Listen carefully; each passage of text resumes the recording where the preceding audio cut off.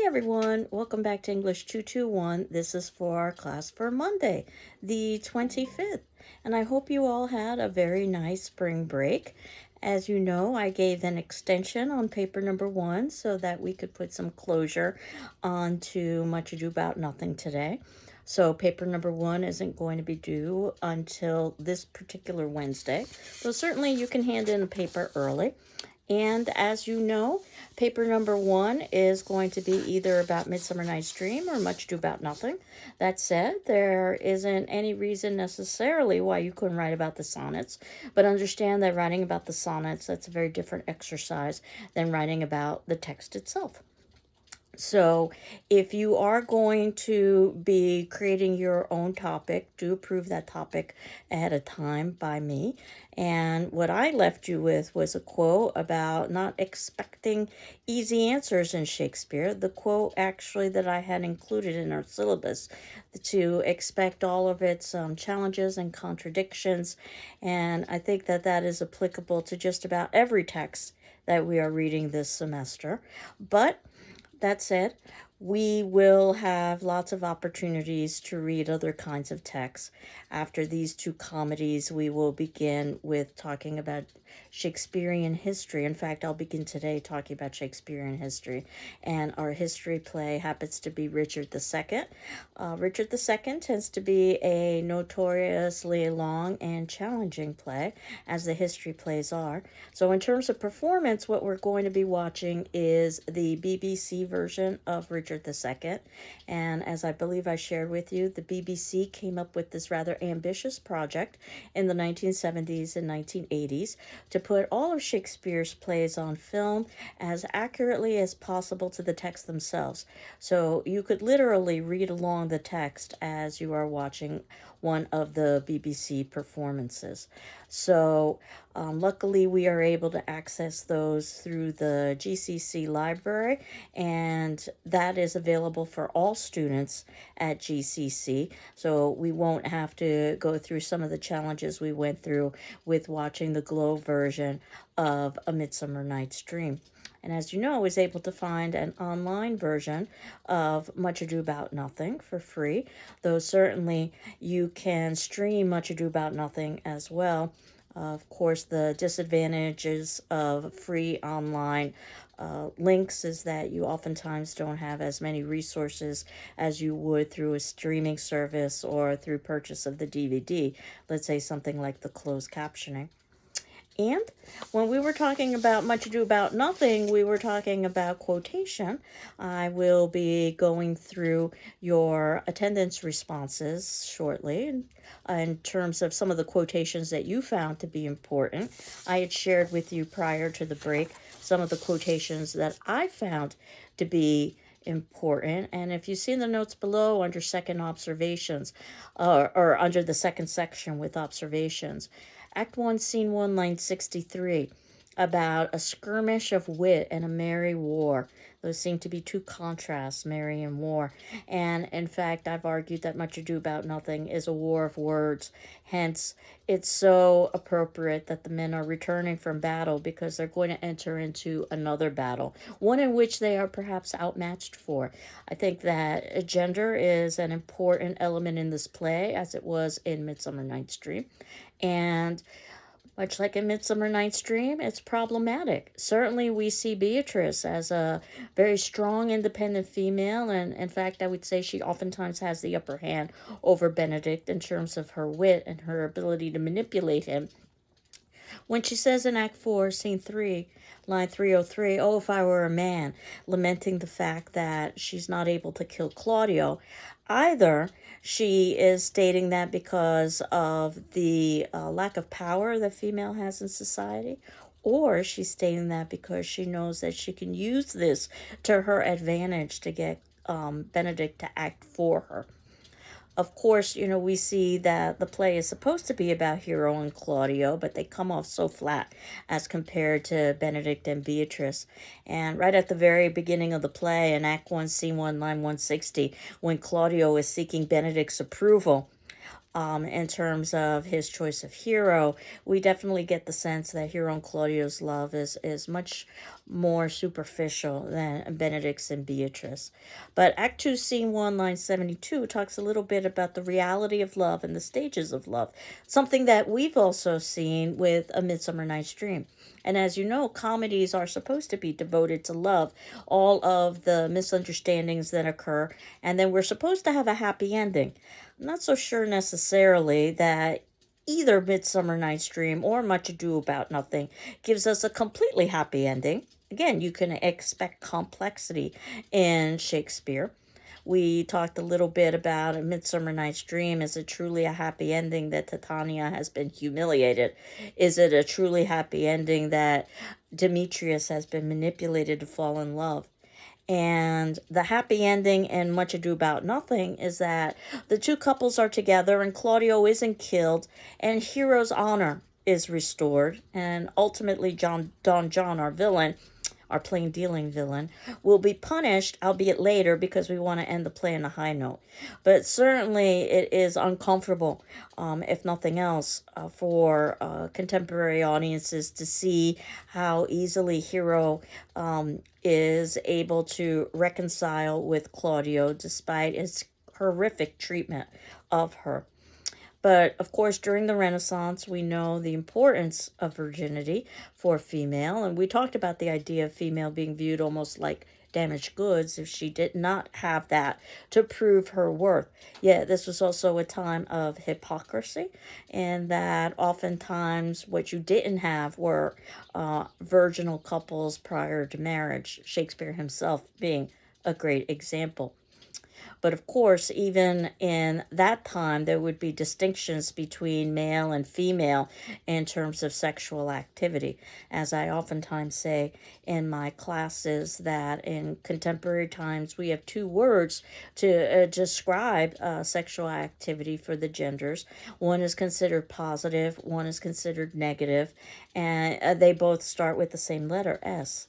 And the two words are stud and slut. And I don't think I have to tell you which word is associated with which gender and which has more positive connotation, which has more negative connotation. And that's in 2024.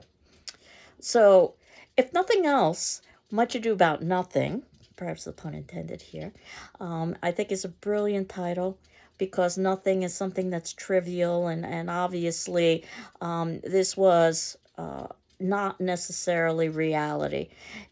Nothing would also sound like noting, and we're supposed to note several things in this play, including the fact that nothing could have been a word to talk about female genitalia, and obviously sexuality is embedded in this text. I talked a little bit about the bawdiness of Much Ado About Nothing. For instance, when Beatrice and Hero are speaking with Margaret and they're talking about being stuffed, the idea of not just a stuffed nose, but being stuffed in intercourse. And that said, this happy ending that has a question mark will definitely seem like a happy ending when we get to the history plays. So I wanted to talk a little bit about the history plays. This is another genre of Shakespeare.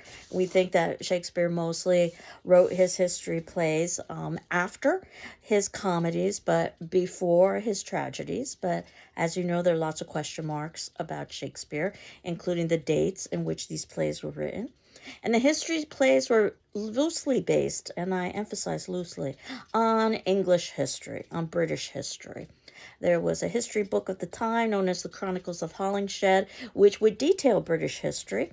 And Shakespeare would follow that, but only up to a point. So it can be useful to know your British history, but it can also be limiting because if you're expecting an accurate rendition, that's not what you're going to get because Shakespeare would have made dramatic changes to suit his storytelling. And these are known as the chronicle plays because basically one after another tells the history of English succession. And the first of those is Richard II, which is where we are going to begin. But the plays continue. So if we wanted to, we could read Henry IV, which occurs afterwards. Henry IV actually happens to be the anointed king at the ending of Richard II. And Henry IV's story is so long is that it's divided into two plays, Henry IV Part 1 and Henry IV Part 2. And then finally, there is a Henry V. That's usually considered to be the major chronicle plays, and there are others that follow after that as well. The Chronicle plays offered an opportunity to celebrate British patriotism, but also offered a wonderful opportunity to offer political commentary. And as you know, this was a time period that was pretty open in terms of its discussion of sex and violence, but needed to be very guarded in terms of political commentary. And there was a master of the revels who would review these plays, almost like a kind of censor, if you will. And that's not to say that Shakespeare didn't make political commentary. We've seen political commentary in just the comedies, but if you really want political commentary, look to the histories. And in many ways, this was brilliant of Shakespeare because he could argue that he was merely revisiting Britain's past and not making commentary on Britain's present or its possible future. So that could offer him a level of protection, let's say. And expect darkness and death because we're going to see the political world and all of its machinations and all of its lies and all of its subterfuge. And while there are a good number of characters and the plays can seem very complex, I suggest that one of the ways to simplify the plays is to concentrate on the main actors. And you might even want to think about how these plays could be applicable to today's political world. Let's say Washington, for instance, Washington, D.C., that is.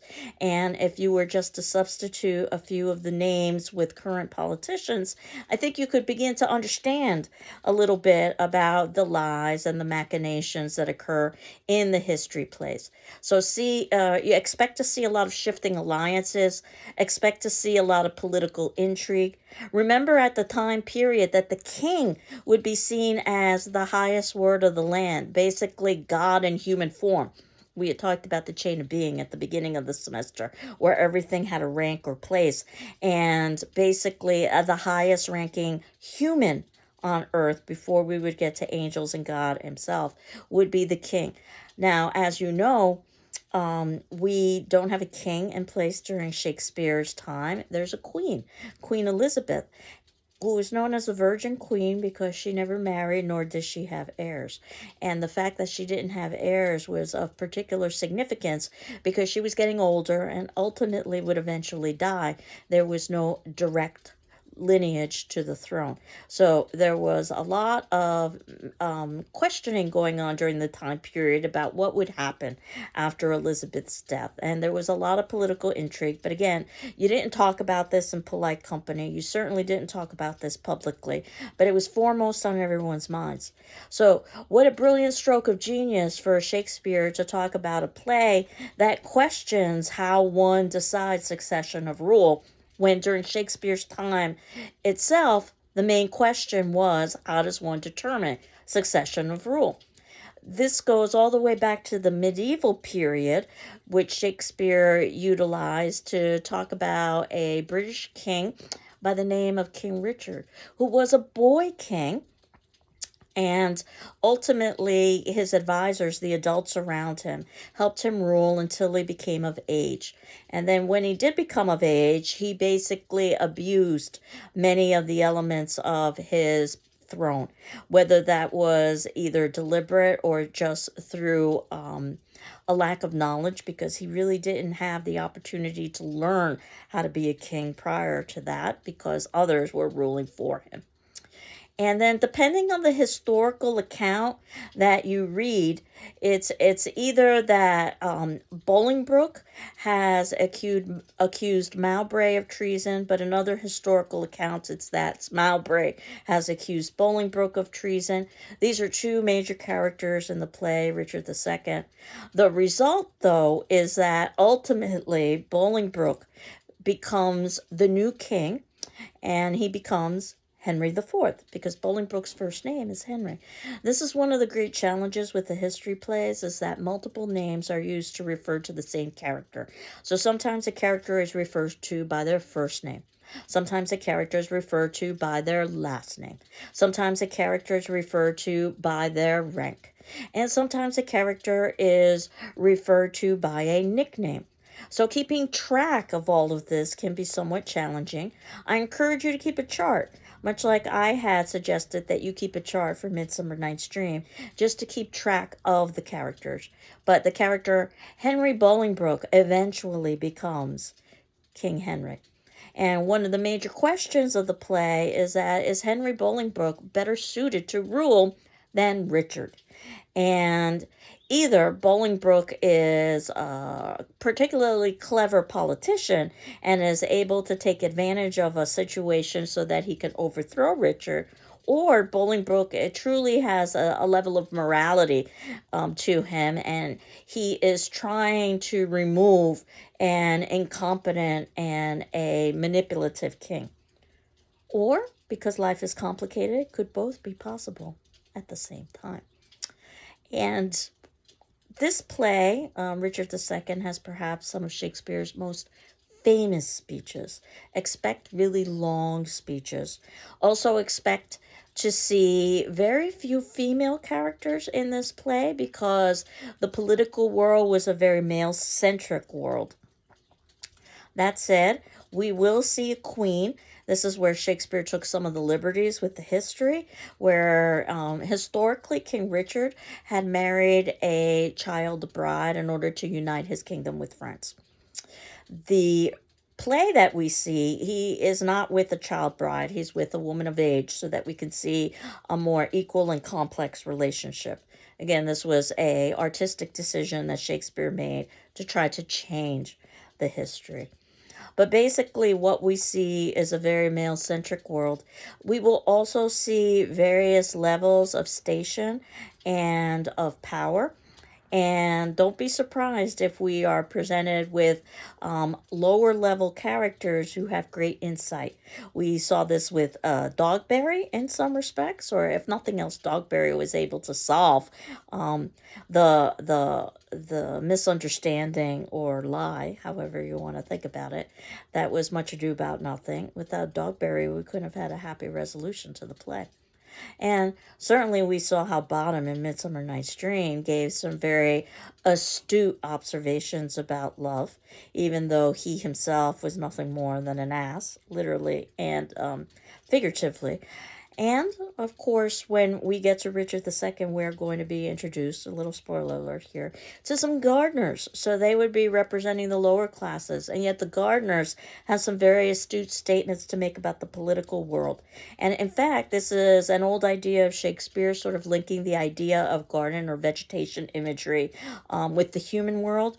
We saw this with the sonnets. We'll definitely see this played out with Richard II as well. So, in terms of going back to your paper, which I assume is probably foremost in your mind, that would be due on Wednesday the 27th. I'm not averse to taking it after the 27th, but do talk with me about that because ultimately we're in the second part of the semester at this point. And I wanted to talk to you just a little bit about quotation in that we are using the MLA, the Modern Language Association system for parenthetical documentation, which means you use quotation marks to indicate when you are quoting from something, and immediately afterwards, whether you're done with your sentence or not, but immediately after the quotation, you use parentheses. And within those parentheses, you write the least amount of information necessary for the reader to be able to determine where that quotation came from. And the system builds upon itself, as I'm sure you've probably talked about in previous English classes. So at the very least, you would add something like a page number in the parentheses. And then if it's unclear which book you are referencing, let's say with those page numbers, then you add the author's last name and the page number. And then if it's still unclear because you've got multiple texts by the same author, then you would add the title and the author and the page number. And of course, with the advent of the internet, things have become a little bit more complex. Usually what you do is you give the author's last name and then at the very ending of your paper, what you have is a works cited page that lists all of the sources that you've cited or you've quoted from in alphabetical order. And there are different standards or there are different techniques for indicating if you are quoting from a book as opposed to a magazine article, as opposed to a website. And I liken it to a cookbook. You don't memorize these dishes, if you will, or these instances. You just follow directions exactly. And usually you include things like author's last name, author's first name, title, publisher, place of publication. But the way in which you list all this information and the punctuation that you use differs based on the source that you're using. And that's how the whole system fits together. I am happy to say that things are easier with Shakespeare, especially if you're writing a critical paper, which is what you're writing. I'm not asking you to use outside resources. I'm asking you to use your own interpretation. And as you've noticed with reading Shakespeare, his plays are divided into act, into scene, and into line. This makes documentation infinitely easier because we don't have to rely on something like a page number. We don't have to rely on something like a website address. So after the quotation, in the parentheses, we list act, scene, and line. And you'll notice that in the notes throughout this semester, that's what I've been doing when I've been referencing Shakespearean quotations. And in the 5th section, the notes below, you can see that I've given some examples about how to do that. Certainly, if you're just quoting a word or two, you don't need to document. So, for instance, Hamlet speaks of himself as a, quote, dull and meddled rascal, unquote, a coward, quote, unquote, a villain, quote, unquote, or an, quote, ass, unquote. But you would document if you were quoting something longer. And if you're quoting a piece of poetry or verse and you are incorporating it within the body of the text, then you use a slash, which is the second instance in the notes below under the 5th section. Hamlet imagines the world as, quote, an unweeded garden, slash, that grows to seed, unquote. And then you can see within the parentheses, I've got Act 1, and then with a period, 2, and then with also a period, and then 135 through 36. So I've got Roman numerals, capital, then lowercase, and then I've got Arabic. And that said, that's the convention for writing the act, scene, and line within parentheses.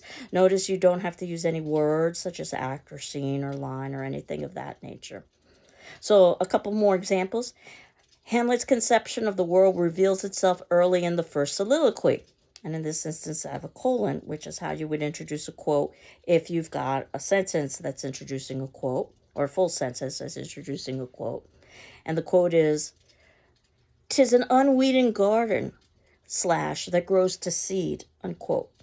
And then again within the parentheses, Act 1, Scene 2, line 135 through 36. And if you are quoting several lines of poetry, so let's say 3 or more lines, or even several lines of prose, let's say over 3 lines, and that's usually the standard. 3, you could go either direction. Usually I incorporate that into the body of the text. Once we get to 4 lines or so, then you should use something called a block quotation, where if you are quoting prose, then you are indenting in the margins so that it stands out as a piece of basically blocked text. So it's very easy to see the beginning and the ending of that quote.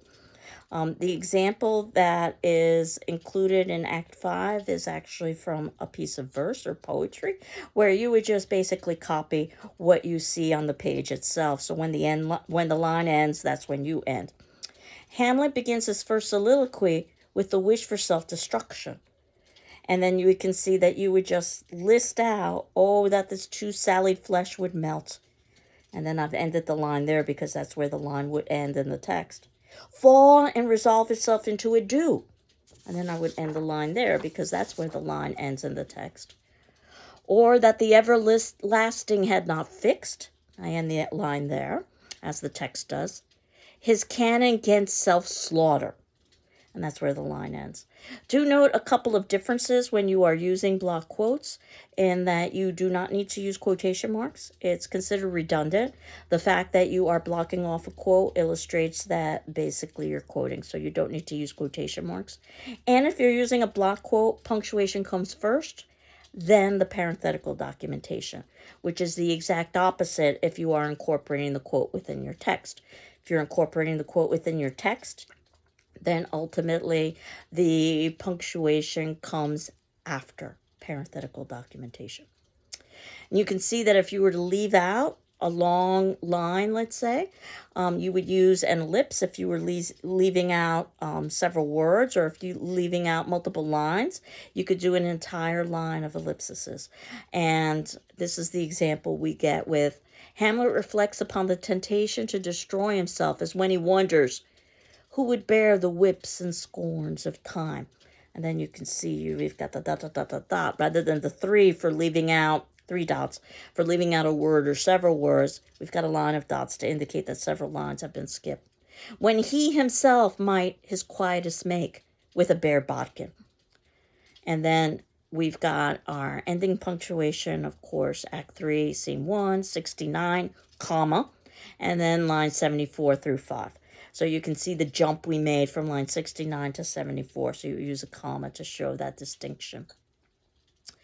Another example, Hamlet again chastises himself in the soliloquy following the player's speech, quote, "Oh, what a peasant slave am I," unquote.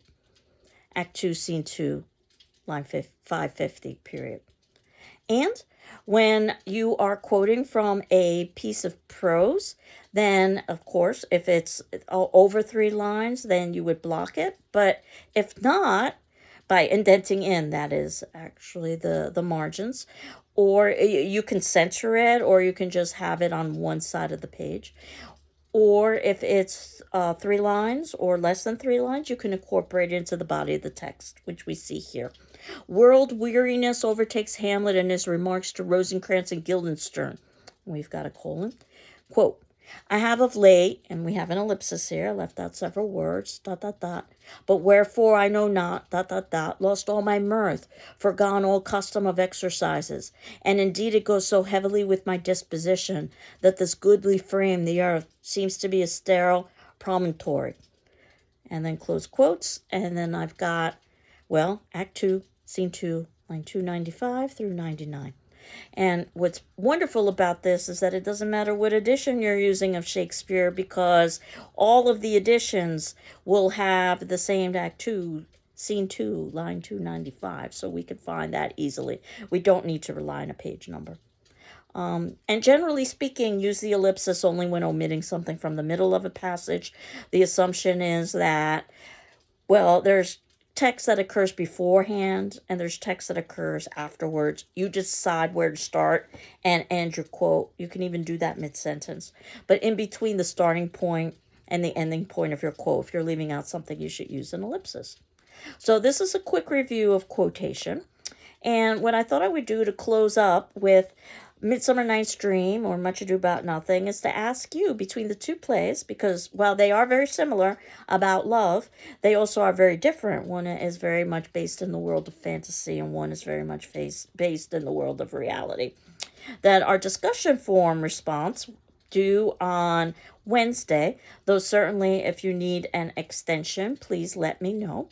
What comedy, A Midsummer Night's Dream or Much Ado About Nothing, did you prefer, and why?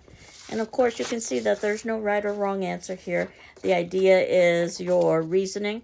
And of course, you're not required to respond to your peers, but you are required to read their responses and my responses in turn. And that'll give you a good idea of what we would have discussed in class discussion.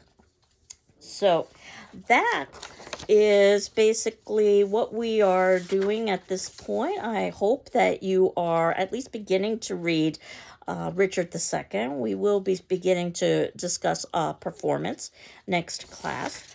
But I also know that you probably are focusing on your paper as well.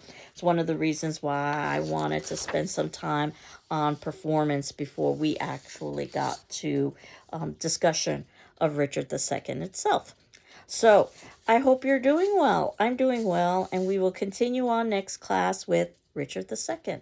And in terms of your paper, please submit that via PDF, which is how my grading program works, to my email. And that's Ruiz, R-U-I-Z, at gcc.mass.edu.